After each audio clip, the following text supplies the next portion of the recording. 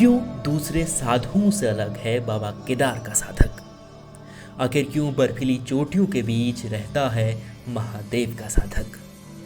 हिमालय के बीच बाबा केदार का मन मोहता है ऐसा ही साधक। ये वो साधक हैं जो बाबा केदार को सबसे प्रिय हैं और इन्हें दुनिया केदारनाथ के हिमयोगी के नाम से जानती है।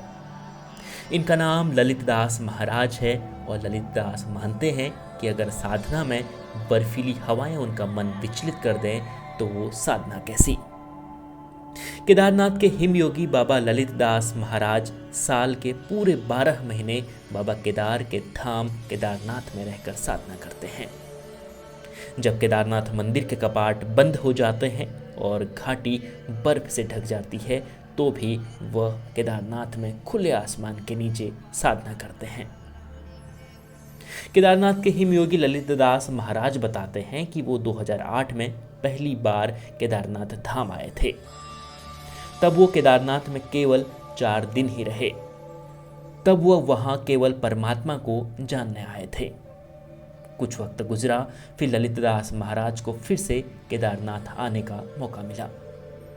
लेकिन जब वो केदारनाथ से वापस घर लौटे तो उनका तन तो वापस लौटा, लेकिन उनका मन केदारनाथ में ही रह गया और वो मन उनके तन को भी तीसरी बार बाबा के दर पर खींच लाया। और उसके बाद बाबा ललितदास हमेशा के लिए बाबा केदारनाथ के हो गए।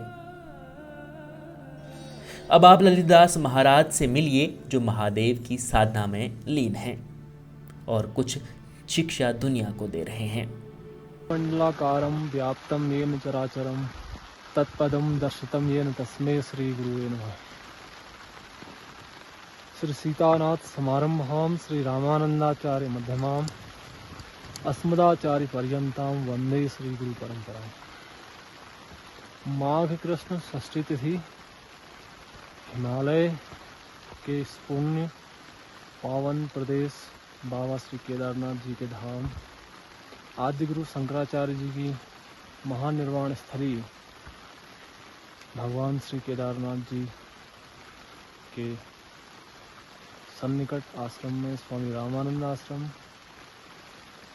आदि गुरु रामानंदाचार्य जी की स्मृति में ही स्थापित यह सेवा और साधना के केंद्र जो पूरे भारत के कोने कोने में और विश्व मानवीय सभ्यता में विराजमान वैश्विक स्तर पर जिनका सेवा क्षेत्र है, तो ऐसे हमारे युग पुरुष और भक्ति मार्ग के प्रचारक दास परंपरा के आचार्य और मानवीय सभ्यता के आचार्य जगत गुरु श्री रामानंदाचार्य जी, जिनकी परंपरा में 12 महान शिष्य गोस्वामी जी, कबीरदास, रैदास, सूरदास, स्वामी नारायणानंदाचार्य जी, अनंतानंदाचार्य जी आदि। केदारनाथ में बाबा केदार के कई ऐसे भक्त हैं जो सिर्फ महादेव के लिए समर्पित हैं। उनके लिए महादेव की भक्ति से बढ़कर और कुछ नहीं।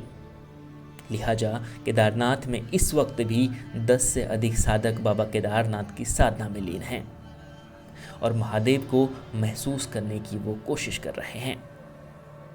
मैं कामना करता हूँ महादेव आप सभी पर अपनी कृपा बनाए रखेंगे।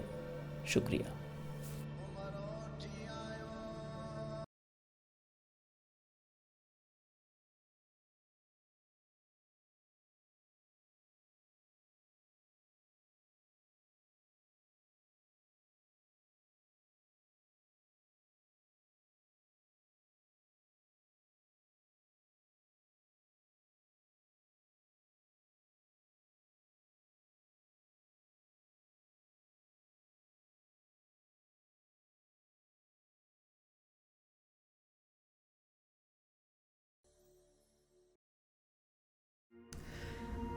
आदि गुरु शंकराचार्य द्वारा बसाए गए 4 मठों में से एक जोशीमठ इस वक्त खतरे की जद में है। जोशीमठ का अस्तित्व बचेगा या नहीं, ये बड़ा प्रश्न चिन्ह इस वक्त बना हुआ है। लेकिन मैं आपको बता दूं, अब जोशीमठ ही नहीं बल्कि उत्तराखंड के 4 जिलों के 30 गांव भी जोशीमठ की तरह खतरे की जद में आ गए हैं। ये गांव पौड़ी, टिहरी, रुद्रप्रयाग और चमोली के हैं और इन गांवों में श्रीनगर, श्रीकोट जैसे प्रमुख गांव भी शामिल हैं। अब इन गांवों पर यह खतरा कैसे मंडरा रहा है, किस कारण यह खतरा आ रहा है, ये मैं आपको बता रहा हूं।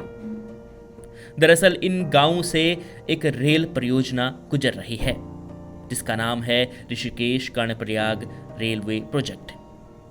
यह प्रोजेक्ट 125 किलोमीटर लंबा है और इस प्रोजेक्ट को पूरा करने के लिए कई टनलें भी बनाई जा रही हैं। और इसमें सबसे बड़ी जो सुरंग है वो देवप्रयाग से जुनासू के बीच 14.8 किलोमीटर की है। यही वह टनल है जिसे बोरिंग मशीन के सहारे खोदा जा रहा है, लेकिन जो बाकी 15 टनल जो हैं उन्हें ड्रिल मशीन और ब्लास्ट के जरिए खोदा जा रहा है, जिस कारण बताया जा रहा है कि इन गांवों में खतरा आया है। 2 जिलों के श्रीनगर, मलेथा, गौचर जैसे गांवों के नीचे से ये टनल गुजर रही है। नीचे धमाके से उनके घरों में दरार आ रही है और पहाड़ी राज्य होने से घर स्लोप पर बनते हैं, बुनियाद कमजोर होती है। ऐसे में टनल के नीचे ब्लास्ट से दरारों का खतरा बढ़ रहा है। वहीं उत्तराखंड भूकंप की दृष्टि से भी खतरनाक जोन 5 में आता है और यहाँ छोटे मोटे भूकंप तो लगातार आते रहते हैं। अब ऐसे में इन गांवों को कैसे बचाया जाए, जोशीमठ को कैसे बचाया जाए, ये बड़ा प्रश्न चिन्ह बना हुआ है। हालांकि प्रधानमंत्री नरेंद्र मोदी समेत सीएम धामी भी अब जोशीमठ को लेकर सतर्क हैं, लेकिन ऐसा लग रहा है कि अब बहुत देर हो चुकी है। देखते रहिए उत्तर का खबरी।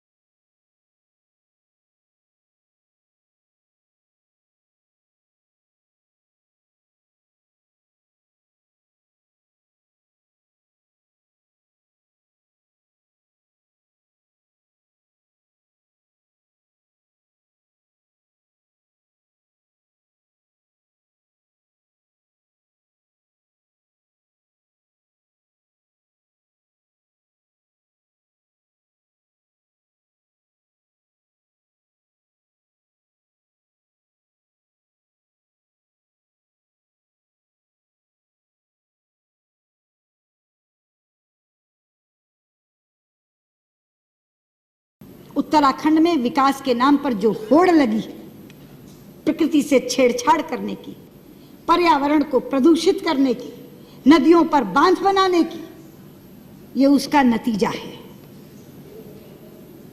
हम किसके लिए विकास कर रहे हैं? हम अरबों खरबों रुपया खर्च करके विकास करते जाते हैं। प्रकृति एक दिन क्रोधित होती है और ऐसी विनाश लीला करती है कि सब कुछ तबाह कर जाती है। कब आंखें खुलेंगी हमारी? क्या इस त्रासदी के बाद भी नहीं? क्या इस आपदा के बाद भी नहीं? वहां एक धारी देवी का मंदिर है, उत्तराखंड की रक्षक कहा जाता है उनको। उत्तराखंड की रक्षक देवी धारी देवी, उन धारी देवी के ऊपर भी एक विद्युत परियोजना चल रही है जिसमें धारी देवी को जलमग्न करने की योजना थी। हमारी पार्टी की नेत्री उमा भारती एड़ी चोटी का जोर लगा रही थी उस धारी देवी को बचाने के लिए। एक एक के घर जाती थी। आडवाणी जी के नेतृत्व में प्रतिनिधिमंडल लेकर के, मुझे साथ लेकर के प्रधानमंत्री जी के पास गई थी। पर्यावरण मंत्री से सैकड़ों बार मिली थी। हमें प्रधानमंत्री जी ने आश्वस्त किया, हमें पर्यावरण मंत्री ने आश्वस्त किया, किसी भी कीमत पे धारी देवी वहां से हटाई नहीं जाएंगी। धारी देवी की मूर्ति अलग है, मगर धारी देवी वो शिला है जिस शिला को बचाने के लिए हम कह रहे थे। लेकिन सभापति जी, आप जानते हैं ये मात्र संयोग नहीं है। मैं सदन के लोगों को बताना चाहती हूँ, उधर 16 जून को धारी देवी जलमग्न हुई। उसी दिन धारी देवी जलमग्न हुई और इधर केदारनाथ में जल प्रलय आया, जो ऐसा जल प्रलय आया जो हजारों जिंदगियों को लील गया, जो एक विनाश की लीला करता हुआ चला गया। हमारे शास्त्रों में एक श्लोक है, अपूज्याम यत्र पूज्यन्ते पूज्यानां तु व्यतिक्रमा त्रीणि तत्र भविष्यन्ति दुर्भिक्षम मरणम भयम। जहां अपूज्य लोगों की पूजा होती है मगर पूज्यों का तिरस्कार होता है, वहां 3 चीजें घटती हैं, अकाल, मौत और भय। ये वहां की पूज्या उत्तराखंड की रक्षक देवी धारी देवी का तिरस्कार हुआ, और तीनों चीजें आ गई। लोग भुखमरी से भी मर रहे हैं, मौत का भी तांडव हो रहा है और भय भी वहां व्याप्त है। इसलिए मैं कहना चाहती हूँ, ये जो विकास वर्सेस विनाश का प्रश्न है, ये आज मुंह बाए खड़ा है। वहां गंगा जी के ऊपर कितने बांध बन रहे हैं आप जानते हैं। योजना आयोग की चतुर्वेदी समिति ने गंगा, भागीरथी और अलकनंदा पर 70 बांधों की स्वीकृति दी है। 70 बांधों की। आज रेवती रमन जी यहां बैठे नहीं हैं, 2-2 बार चर्चा कराई है इस सदन में उन्होंने। हम सब सांसदों को साथ लेकर प्रधानमंत्री जी के पास जाते हैं। सभापति जी, गंगा हमारे लिए साधारण नदी नहीं है, गंगा हमारे लिए मां है। पता नहीं आप उस दिन थे सेंट्रल हॉल में कि नहीं, मुझे आश्चर्य मिश्रित हर्ष हुआ था। इतना हर्षित हुआ था मन, जापान के प्रधानमंत्री ने केंद्रीय कक्ष में संसद के दोनों सदनों के सांसदों को संबोधित करते हुए जब गंगा जी का नाम लिया था तो गंगा मैया कहा था। वो लोग हमारी भावना की कद्र करते हैं, वो हमारी आस्था की कद्र करते हैं। वो गंगा जी को गंगा मैया कहकर संबोधित करते हैं और हमारे लोग गंगा मैया को सुरंग में डालने की योजना बना रहे हैं। गंगा जी की धारा अविरल बहे, गंगा जी की धारा निर्मल बहे, इसके लिए हम लोग प्रयास में लगे हुए हैं। लेकिन गंगा जी को जो लोग सुरंग में डालना चाह रहे हैं, उस उत्तराखंड के लोगों को इस तरह की आपदाएं सहनी पड़ रही हैं, जिसका शिकार पूरे का पूरा देश बनता है। इसलिए मैं आज यहाँ खड़ी होकर ये कहना चाहती हूँ, धारी देवी को पुनर्स्थापित करने का काम करिए। मैं यहाँ से मांग करती हूँ, गंगा मैया पर बनने वाले सारे बांधों को निरस्त करिए। जितना मर्जी पैसा उस पर खर्च हो चुका होगा, जो पैसा आपके राहत और पुनर्वास पे खर्च होने वाला है वो उससे कहीं कम होगा। जितना मर्जी पैसा खर्च हो गया हो, मत दिखाइए हमें वो एस्टिमेट्स, मत बताइए कि इतना पैसा खर्च हो गया। अमूल्य जिंदगियां जा रही हैं, खत्म हो रही हैं। पूरे का पूरा उत्तराखंड आज विप्लव की कगार पर खड़ा है।